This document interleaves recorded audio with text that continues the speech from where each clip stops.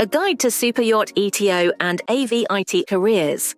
Following on from our guides on superyacht deck, interior, engineering and chef careers, it's time to get technical and clear up some confusion around the roles of an ETO and an AVIT officer. To keep us on track with the latest training requirements for both, we spoke to Scott Molloy of SEACertify to get his input for this latest guide, courtesy of the careers guidance platform Academy by Ephemeris. What is the difference between the role of electro-technical officer, ETO, and that of superyacht AVIT officer? The AVIT officer role generally encompasses interior automation, entertainment, IT, and some satellite systems.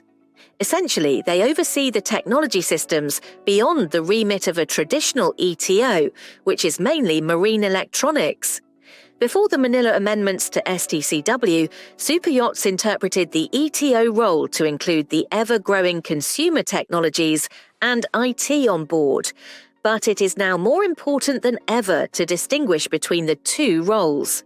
In practice, an individual can fulfill either or both roles. However, AVIT has nothing to do with the role of the ETO. They are completely different. What size of vessel would typically have both an ETO and an AVIT officer? Generally, a superyacht longer than 90 meters almost always has a dedicated AVIT officer.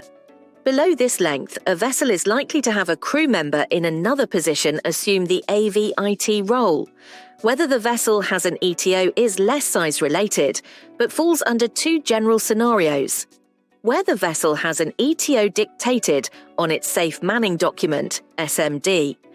A flag state such as Cayman Islands is more inclined to ask for an ETO ticket amongst the crew when the vessel has diesel-electric propulsion, rather than the size of the vessel or the number of guests or passengers on board. There is no ETO on the SMD, but the vessel's management have otherwise decided there is a crew member with the job title ETO, as originally stated in the MCA's MSN 1860, now revised to MSN 1860 Amendment 1. What qualifications do I need to become an ETO?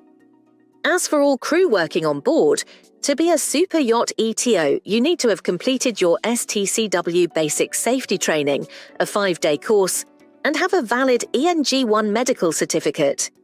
The ETO's remit was covered by a new Certificate of Competency, COC, under Regulation 3.6 of the STCW 2010 Manila Amendments. All crew sailing under the job title of ETO should now hold this ticket. Paragraph 1.5 of the MCA's MSN 1860 Amendment 1 states that, if you are employed on a ship as an ETO, you must hold an STCW ETO Certificate of Competency, whether or not an ETO is listed on the SMD, Safe Manning Document. How long is the training to become an ETO and what does it involve? The standard route, without a higher education in electrical engineering or an equivalent electro-technical subject, is currently 3 years. A candidate requires sponsorship through a shipping company in order to complete 5 phases, split across college phases and sea time. The standard route leads to either a foundation degree or HND in electronics and marine electrical engineering. All of the academic subjects, short courses and sea time required are offered within the route to enable a candidate to apply for a Notice of Eligibility, NOE. Once they have this, they can then sit the MCA oral exam and gain their ETO Certificate of Competency, COC, if successful.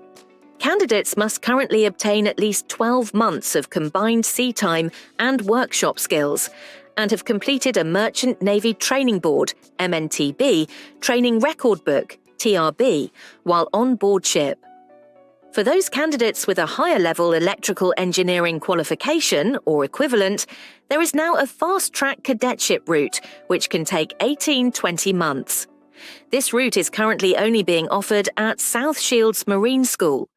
Candidates require sponsorship or approval from a shipping company to complete required sea and workshop time on this route. Individual requirements vary depending on prior studies, sea time experience, which can be assessed by the Marine School. If eligible for this route, they can produce an action plan for a candidate to follow in order to obtain the required prerequisites for their NOE.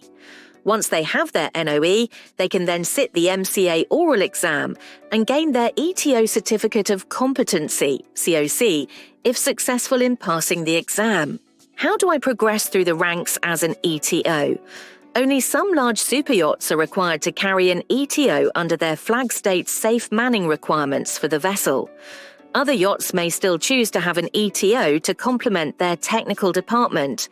But with usually a maximum of one ETO on board some of the large yachts, there isn't the same career progression on board you would see on larger vessels, such as cruise ships that have junior through to chief ETOs. On superyachts, ETO career progression more often involves moving on to new positions with more responsibilities and an improved employment package on other vessels. In either case, it is essential to complement the continuing on-the-job professional development with further short courses such as vendor-specific training or by gaining AVIT skills also. For those willing to gain an MCA CETO, Senior Electrotechnical Officer, endorsement in their COC, this will assist in career progression also.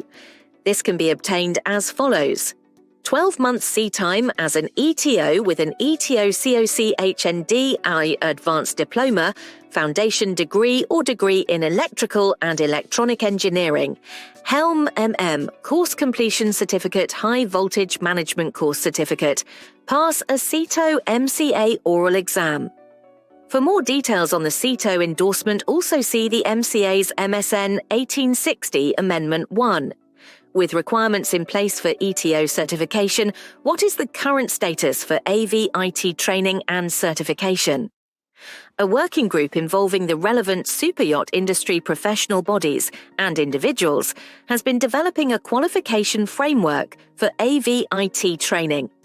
This will result in crucial yet non-mandatory AVIT training standards for the superyacht sector.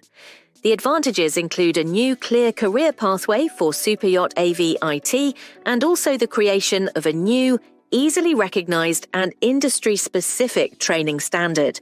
The most basic level of the qualification framework is close to launch, and once the independent assessment platform is finalized, may be completed within the next few months. What is the working relationship between the ETO and the AVIT officer? On a vessel large enough to have both a dedicated ETO and AVIT officer, they would both typically work under the chief engineer and be expected to assist each other as required, with some crossover of responsibilities possible. But most vessels are not large enough to have both as dedicated crew members, and they become roles.